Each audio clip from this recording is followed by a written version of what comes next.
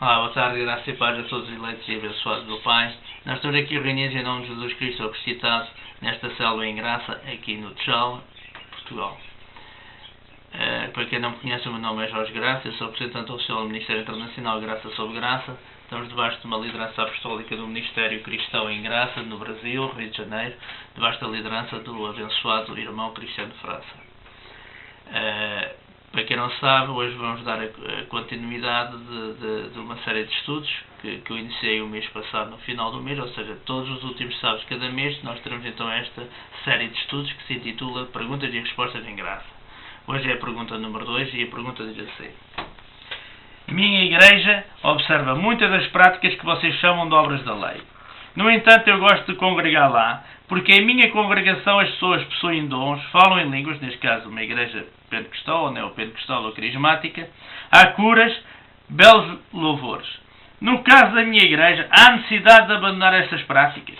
Nós vamos ver pela palavra de Deus, segundo o Evangelho da Graça que está contido nas 14 epístolas de Paulo, ou seja, de Romanos a Hebreus. Nós entendemos Hebreus também como foi editada por Paulo, porque tem evidências de paulinas nessa carta, apesar de não ter a sua assinatura, não é? E nós vamos ver pela palavra de Deus o que é que a Bíblia diz acerca desta pergunta. Diz assim: abandonar as obras da lei é um chamado bíblico urgente para todos. Portanto, toda a igreja deve abandoná-las. Inclusive, vemos na Bíblia que uma igreja pode possuir dons, etc., mesmo assim viver na infantilidade espiritual. A igreja de Corinto é este exemplo. Vamos ver em 1 Coríntios 1:7. Diz assim a palavra de Deus: de maneira que nenhum dom vos falta, esperando a manifestação do nosso Senhor Jesus Cristo. Aqui Paulo é bem claro, diz que nenhum dom faltava àquela igreja dos Coríntios, ou seja, eles tinham os dons todos em operação. Os 12 dons do Espírito Santo estavam em operação naquela congregação cristã em Corinto. Aqui Paulo também diz, vamos ver o que é que Paulo fala acerca dos Coríntios, em 1 Coríntios 3:1-2.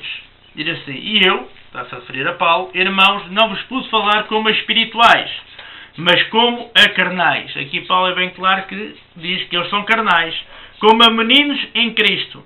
Com leite vos criei, não com manjar, porque ainda não podeis, nem tampouco ainda agora podeis. Ou seja, Paulo é bem claro, diz que não pôde dar a graça, o alimento sólido, então deu uma graça aguada, como eu costumo dizer, derivado de eles serem carnais, serem meninos em Cristo. Então ainda deu determinados preceitos, ainda deu o leite racional e não propriamente o alimento sólido que é a palavra de Deus da graça, ou seja, a graça para os experimentados, para os adultos espirituais.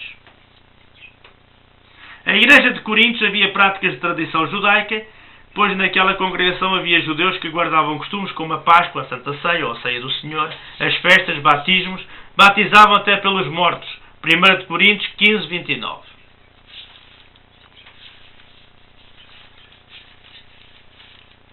Diz assim: de outra maneira, que farão os que se batizam pelos mortos, se absolutamente os mortos não ressuscitam?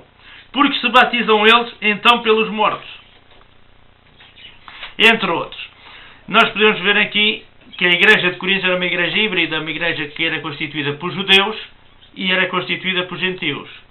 E mesmo como eles eram carnais, ainda tinham determinadas práticas de tradição judaica. Lá está o leite racional, como a Páscoa, que é a Santa Ceia, chamada Santa Ceia ou Ceia do Senhor, batismos, até os batismos pelos mortos, etc, etc. Além do mais, Coríntios era uma igreja híbrida que misturava judeus e gentios, daí os conflitos ideológicos e doutrinários que havia lá. Vamos ver em 1 Coríntios 1:12.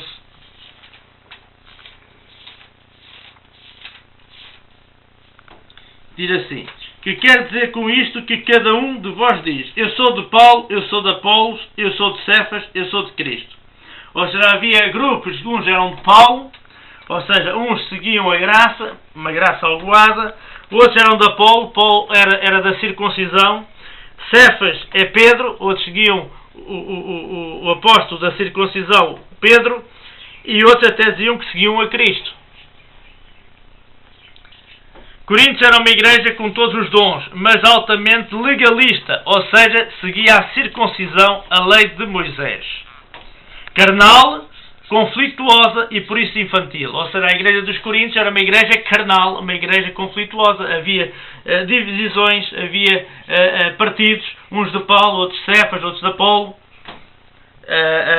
E era uma igreja, por isso, uma igreja infantil, uma igreja que ainda não podia suportar o alimento sólido que era a graça de Deus, ou seja, a graça genuína que Paulo traz por revelação pelo próprio Senhor.